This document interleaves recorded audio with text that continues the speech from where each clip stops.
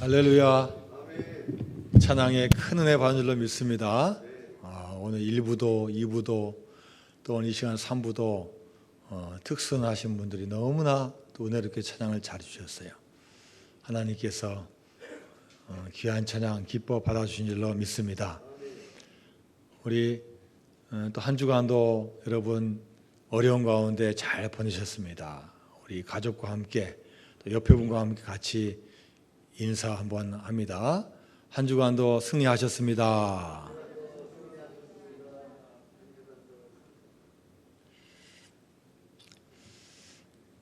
아브라함이 하나님과 같이 동행한 지 이제 10여 년이 다 돼갑니다. 아브라함은 하나님을 만나면서 많은 은혜를 받고 또 많은 축복을 받았습니다. 출발할 때는 하나님 말씀 의지해서 출발했는데 가면 갈수록 하나님께서 많은 복을 주시고 여러 가지 일 가운데 항상 함께해 주셨습니다.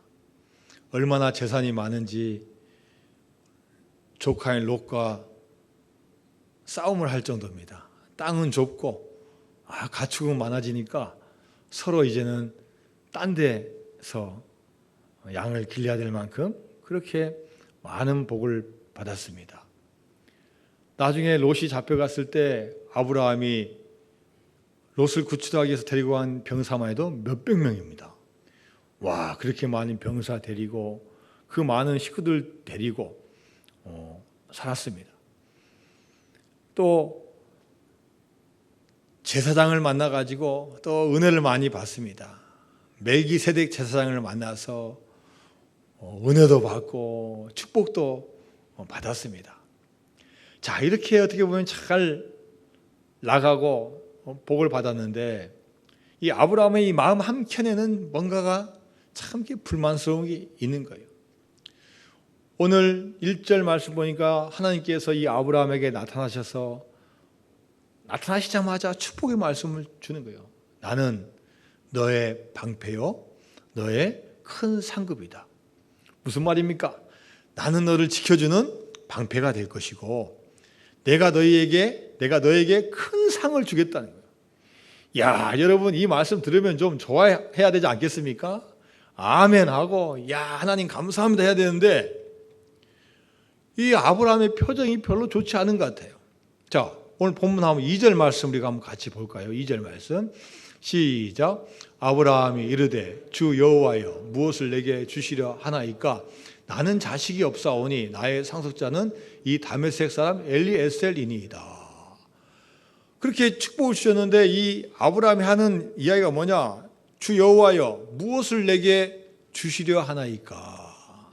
이걸 잘 한번 읽어보면요, 뭘 주는 것을 받는다는 기대보다는 에이, 무엇을 주시려고요? 안 주시겠죠 하는 그런 마음을 가지고 있는 거예요. 뒤에 보면 나옵니다. 뒤에 뭐라고 나와 있어요? 나는 자식이 없사오니 나의 상속자는 이 다메섹 사람 누구예요? 엘리에셀입니다. 지금 아브라함은 많은 복을 받았는데 못 받은 복이 있다고 생각하는 거예요. 그게 뭐예요? 자식이잖아요, 자식. 하나님께서는 창세기 12장 2절에서 뭐라고 말씀하셨어요? 내가 너로 큰 민족을 이루고 내게 복을 주어 내 이름을 창대하게 하리니 너는 복이 될지라. 아브라함이 생각하기에 다른 복은 다 받았는데 못 받은 복이 뭐냐? 이 자녀의 복을 못 받은 거예요. 하나님, 자녀를 주신다고 했으면 벌써 10년인데 줘야 되지 않겠습니까? 처음에 몇 년은 기대하고 언제 임신될까? 야, 아들일까 딸일까? 언제 낳을까 기대했는데 5년이 되고 7년이 되니까 마음 가운데 서서히 포기가 되는 거예요. 그러면 그렇지. 에이, 우리같이 나이 먹은 사람들에게 하나님이 진짜로 주시겠어? 아마 다른 방법으로 하실 것 같아. 뭐 양자를 얻든지 아니면 오늘 본문에 나오는 것처럼 이 엘리에셀이 나의 상속자가 될 거야. 이런 마음을 가지고 있습니다. 하나님의 응답이 없으니까 이 아브라함이 이제는 현실적인 방법으로 생각을 하는 거예요. 하나님은 분명히 약속을 해주셨는데 그 약속이 나의 생각보다 더 늦으니까 이제는 심적으로 이미 포기를 하는 상태가 되는 겁니다. 그래서 그 마음 상태 그대로 털어놓는 거예요. 자, 오늘 본문 3절 말씀 같이 읽습니다. 시작. 아브라함이 또 이르되 주께서 내게 씨를 주지 아니하셨으니 내 집에서 길린 자가 내 상속자가 될 것이니라. 아주 하나님에게 그냥 딱 부러지게 이야기하는 겁니다. 하나님께서 저에게 뭘 안 줬다고요? 약간만 줄이세요. 하울링. 하나님께서 내게 뭘 주지 않았다고요? 씨를 주지 않았다. 씨를. 그러니까 무슨 말입니까? 내 아내 사라에게서 낳을 아기를 하나님께서 주시지 않았기 때문에 하나님 이제 상속자는 엘리에셀이 될 겁니다. 이런 섭섭한 이야기를 다 털어놓습니다. 자, 이 이야기를 들은 하나님은 또 어떻게 말씀하십니까? 하나님은 아브라함이 지금 알지 못하지만 하나님은 몇 년이라고 확실히 말씀은 하지 않으셨지만 아브라함을 향한 계획을 이미 다 가지고 계신 거예요. 물질, 건강, 삶의 계획, 가족들 여러 가지를 다 하나님께서는 다 이 과정을 통해서 있는데 우리는 그 없는 것에 대해서 더 가지려고 하고 불평하는 마음을 먼저 갖는 겁니다. 그래서 하나님 10년 기다렸는데 왜 안 주십니까? 라고 하지만 하나님은 다 그 계획을 갖고 계시는 거예요. 아브라함아, 내 마음은 알겠다만 나의 계획이 있다. 너를 향한 아름다운 계획을 내가 가지고 있다. 너는 반드시 내 몸에서 태어날 자녀를 갖게 될 것이다. 너와 너의 아내 사라를 통해서 반드시 자녀를 갖게 될 것이다. 이 말씀을 하시고 난 다음에 아직도 긴가민가 하고 있는 이 아브라함을 딱 장막 밖으로 데려오셔서 야, 한번 하늘을 바라보아라. 아마 시간이 저녁 시간이나 새벽 시간이 되었을 것 같습니다. 자, 뭐가 보이냐? 예, 하나님, 별이 보입니다. 자, 그러면 별의 숫자를 한번 세어봐라. 몇 개나 되냐? 하나님, 너무나 많아서 셀 수 없습니다. 지금 극동 지역에 있는 우리 대한민국에서 봐도 별이 많은데 하늘과 가까운 중동 지역에서 보면 얼마나 별이 많은지 몰라요. 막 쏟아질 것 같은데 와, 하나님 도저히 셀 수가 없습니다. 그래, 내가 그렇게 너에게 자녀를 주겠다. 자, 이 이야기가 지금 창세기 15장 1절부터 지금 5절까지 말씀이에요. 그런데 이 말씀은 과정을 통하고 또 그 다음에 7절부터 이어지는 또 새로운 또 하나님과 아브라함의 약속이 이어지는데 6절 말씀이 어떻게 보면 푹 들어온 말씀이 있어요. 자, 오늘 본문 6절 말씀 한번 같이 읽겠습니다. 시작. 아브라함이 여호와를 믿으니 여호와께서 이를 그의 의로 여기시고. 자, 어떻게 보면은 이 말씀이 갑자기 푹 들어온 거예요. 사실 이 말씀 없어도 분위기가 괜찮아요. 여러분, 믿음은 우리가 하나님을 잘 섬기는 것도 믿음이고 잘 예배하는 것도 믿음이고 기도와 찬송하는 것도 믿음이고 다른 사람을 잘 도와주는 것도 믿음이고 다른 사람을 용서하고 구제하는 것도 다 믿음입니다. 그런데 오늘 본문에 나오는 이 믿음이라는 것은요, 어떤 행동이 없어요.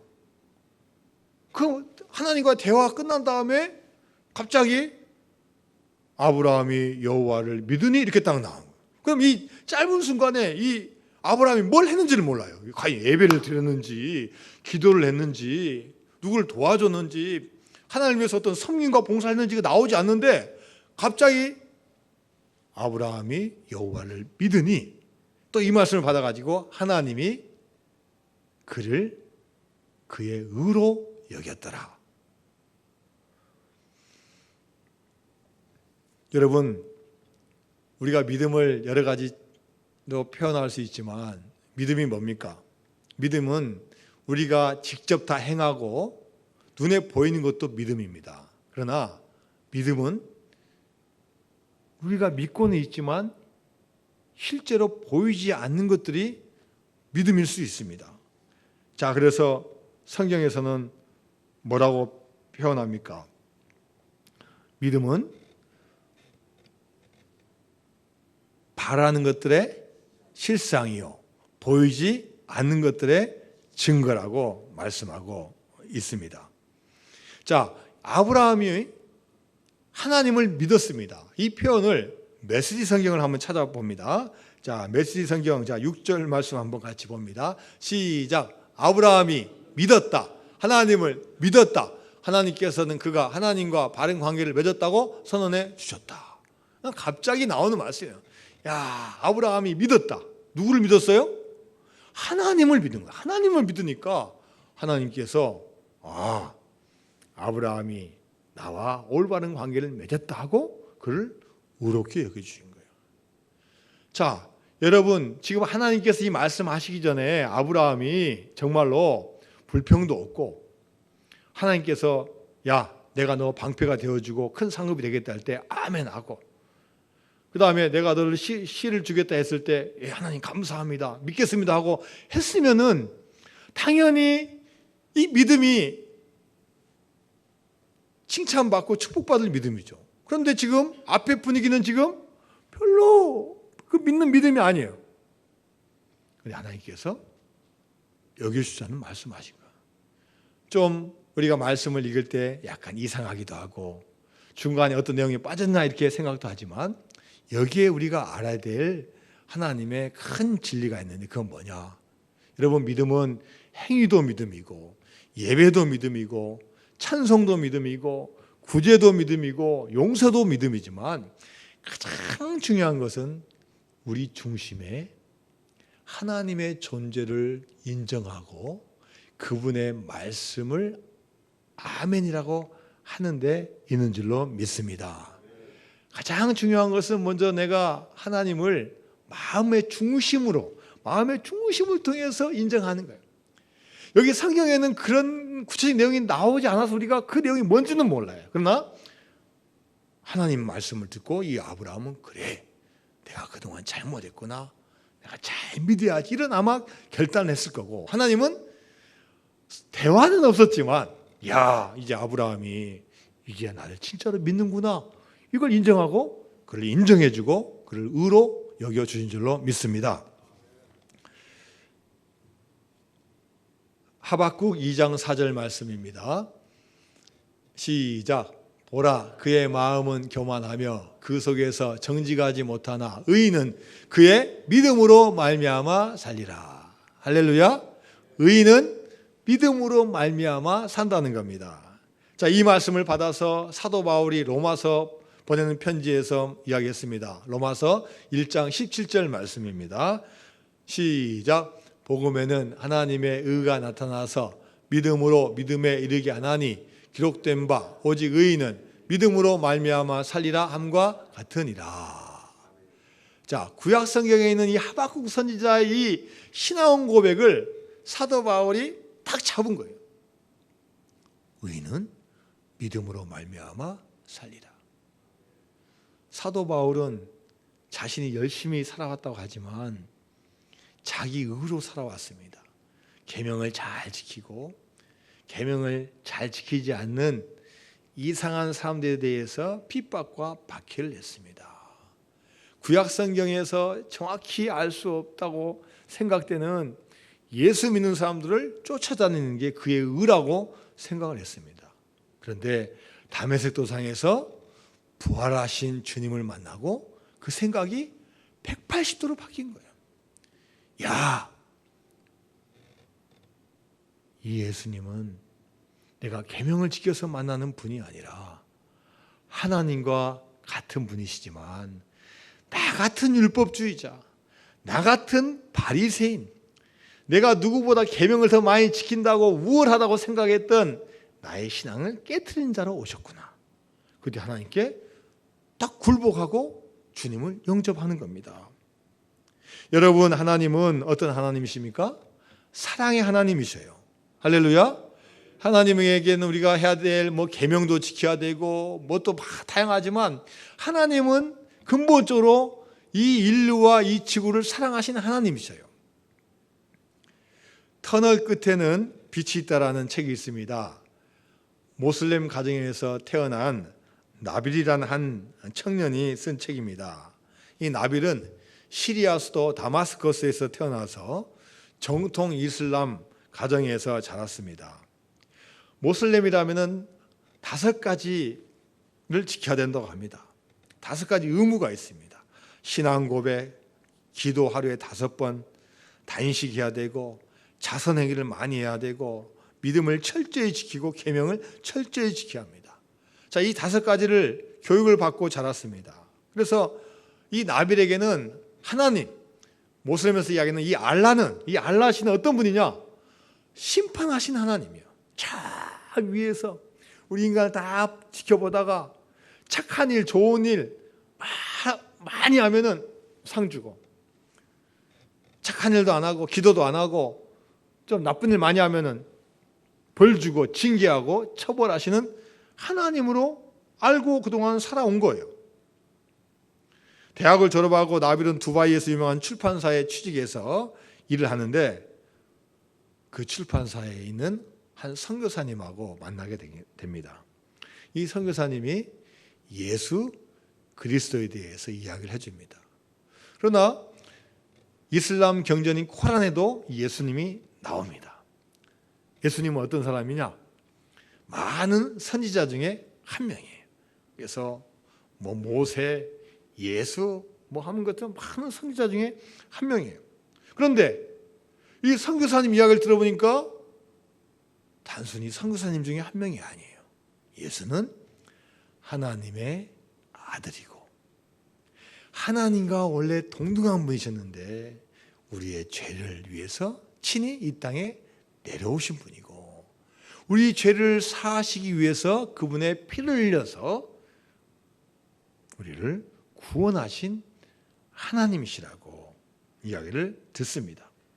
그동안 들었던 신, 멀리 계시고 판단하고 심판하신 하나님이었는데 예수님과 기독교에서 말하는 하나님은 심판의 하나님이 아니라 사랑의 하나님이신 거예요.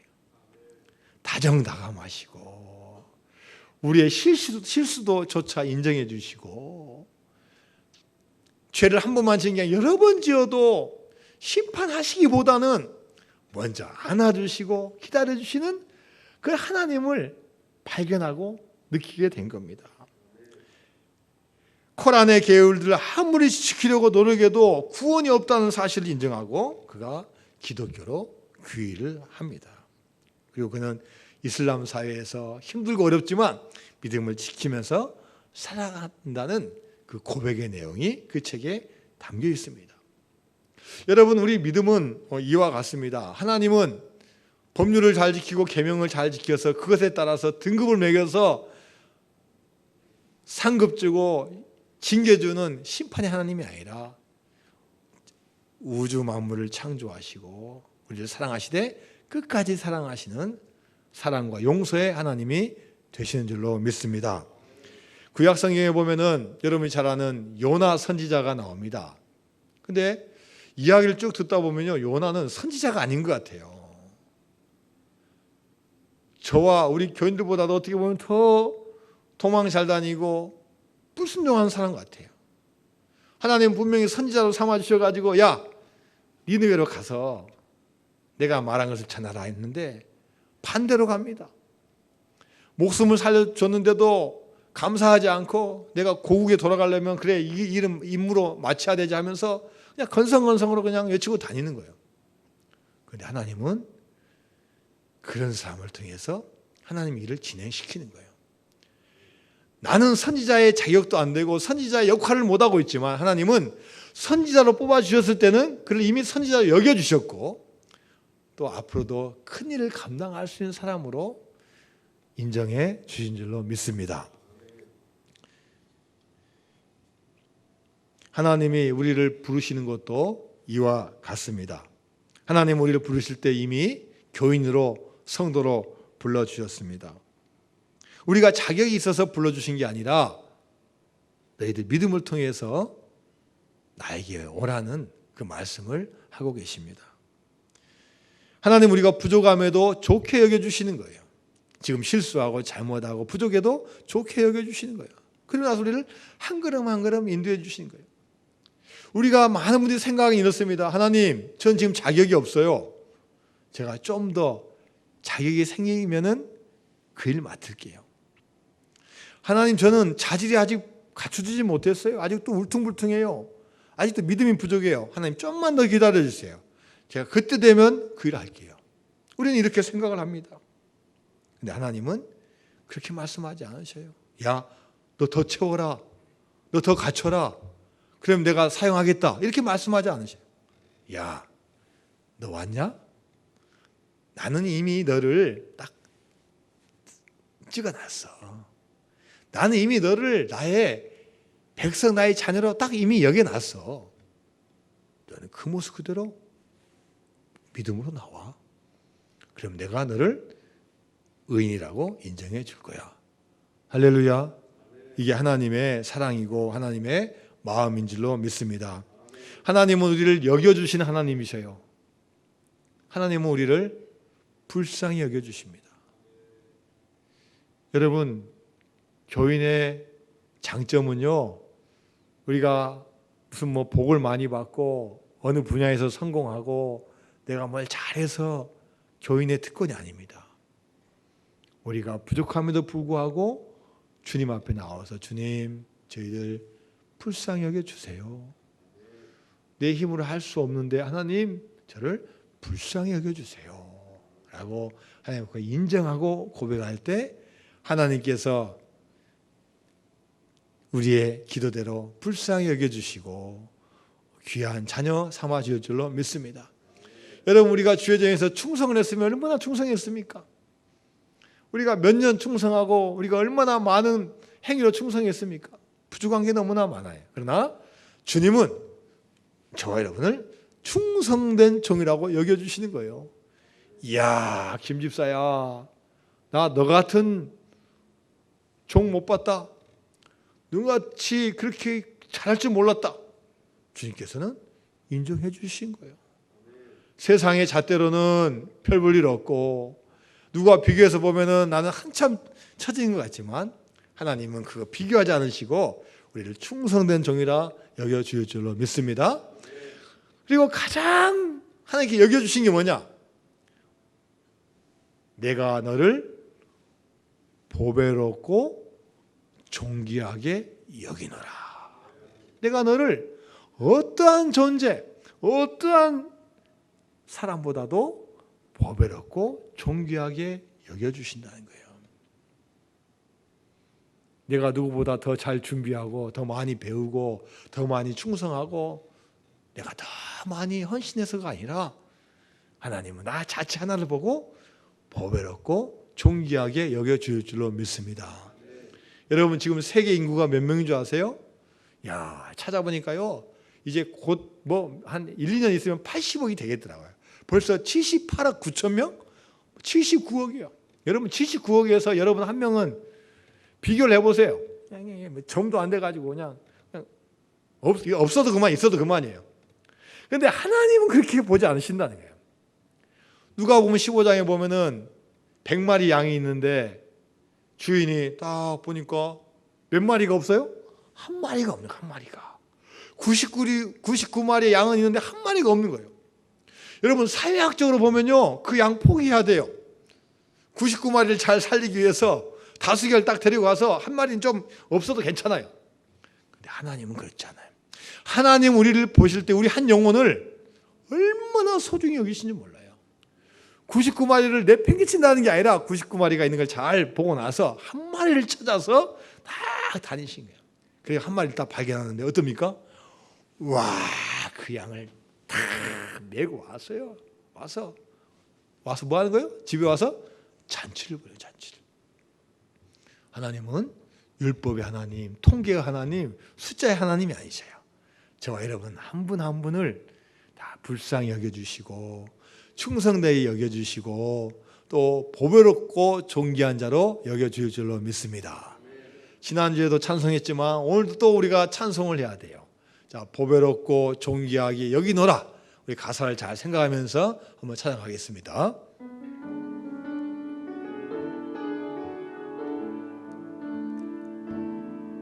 나의 안에 거하라. 나는 내 하나님이니 모든 환난 가운데 너를 지키는 자라. 두려워하지 말라. 내가 널 도와주리니 놀라지 말라. 내 손 잡아주리라. 내가 너를 지명하여 불렀나니 너는 내 것이라. 내 것이라. 너의 하나님이라. 내가 너를 보배롭고 존귀하게 여기노라. 너를 사랑하는 내 여호와. 한 번 더 고백합니다. 나의 안에 거하라. 나는 내 하나님이니 모든 환난 가운데 너를 지키는 자라. 두려워하지 말라. 내가 널 도와주리니 놀라지 말라. 내 손 잡아주리라. 내가 너를 지명하여 불렀나니 너는 내 것이라. 내 것이라. 너의 하나님이라. 내가 너를 보배롭고 존귀하게 여기노라. 너를 사랑하는 내 여호와. 내가 너를 지명하여 불렀나니 너는 내 것이라. 내 것이라. 너의 하나님이라. 내가 너를 보배롭고 존귀하게 여기노라. 너를 사랑하는 내 여호와라. 할렐루야. 내가 보배롭고 존귀하게 여기노라.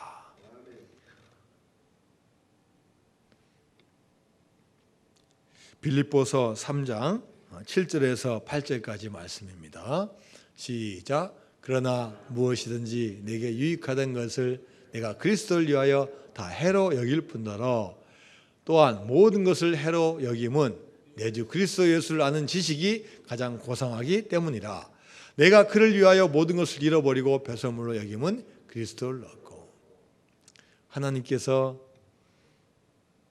율법주의자, 자기 의를 위해서 사는 자, 이 사도 바울을 만나 주셨을 때 사도 바울이 그 부활하신 주님을 만나고 감동을 받는 거예요. 하나님께서 자신과 같은 사람을 다시 회심하게 하고 구원해 주시고 바꿔주시니까 감격을 하는 거예요. 하나님이 나를 그렇게 여겨주시니까 이 바울도 자기가 그동안 최고라고 여겼던 것을 다 버리는 거예요.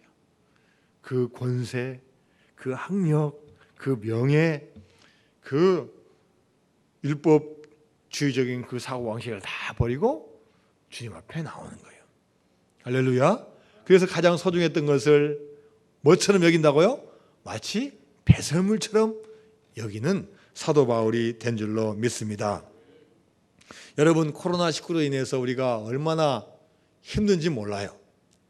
자, 우리가 마음껏 경제생활을 할 수 없고 마음껏 사업할 수 없고 마음껏 직장생활을 할 수 없고 좀 악수도 좀 힘차게 한번 해보고 싶고 또 오랜만에 사람들 좀 만나고 싶은데 그게 안 되는 거예요.